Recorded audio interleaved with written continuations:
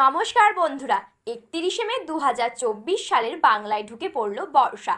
বাংলার মে মাসে বর্ষা প্রবেশের এই ঘটনাটি নজিরবিহীন নয়, যদিও 15 বছর পর এই ঘটনাটি ঘটল। 2009 সালের 25শে মে বর্ষা ঢুকে পড়েছিল উত্তরবঙ্গে।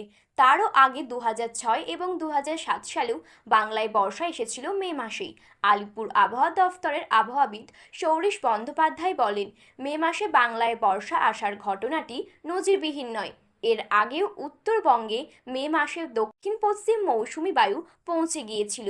খুব সম্প্রতি 2009 সাল এবং তার আগে 2006 ও 2007 সালে এই ঘটনাটি ঘটেছিল।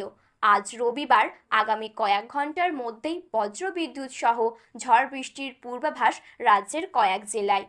আলিপুরদুয়ার, কোচবিহার এবং জলপাইগুড়ি জেলায় ঝড় বৃষ্টির সতর্কতা জারি করা হয়েছে।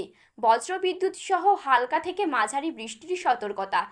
বৃষ্টির সঙ্গে 40 থেকে 50 কিলোমিটার গতিবেগে দমকা ঝড়ো হাওয়া বইবে। থাকবে বজ্রপাতের আশঙ্কাও। সতর্কতা আলিপুর আবহাওয়া দফতরের। গত 5 বছরের মধ্যে 2020 সালের এই দিনেই উত্তর ও দক্ষিণবঙ্গে বর্ষা ঢুকেছিল। সেটা ছিল 12ই জুন। স্বাভাবিকভাবে বর্ষা উত্তরবঙ্গে প্রথমে আসে। জলপাইগুড়িতে প্রবেশের দিনক্ষণ 7ই জুন এবং শিলিগুড়িতে 8ই জুন। দক্ষিণবঙ্গের কলকাতাতে বর্ষা প্রবেশের দিনক্ষণ 11ই জুন।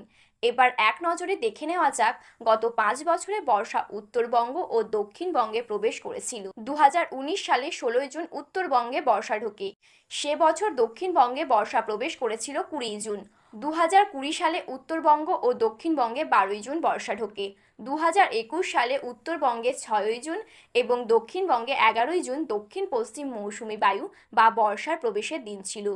2022 সালে 3ই জুন উত্তরবঙ্গে বর্ষা প্রবেশ করে আর দক্ষিণবঙ্গে বর্ষা প্রবেশ করে অনেক পরে 18ই জুন। 2023 সালে উত্তরবঙ্গে বর্ষা প্রবেশ করেছিল 12ই জুন আর দক্ষিণবঙ্গে বর্ষা প্রবেশ করেছিল 19শে জুন। 2024 সালের 31শে মে অর্থাৎ জুন মাসের আগেই বর্ষা প্রবেশ করে গেল উত্তরবঙ্গে। এখনও দক্ষিণবঙ্গে বর্ষা কবে আসবে সেটাই দেখার। তো বন্ধুরা, এই ছিল আজকের আবহাওয়ার খবর।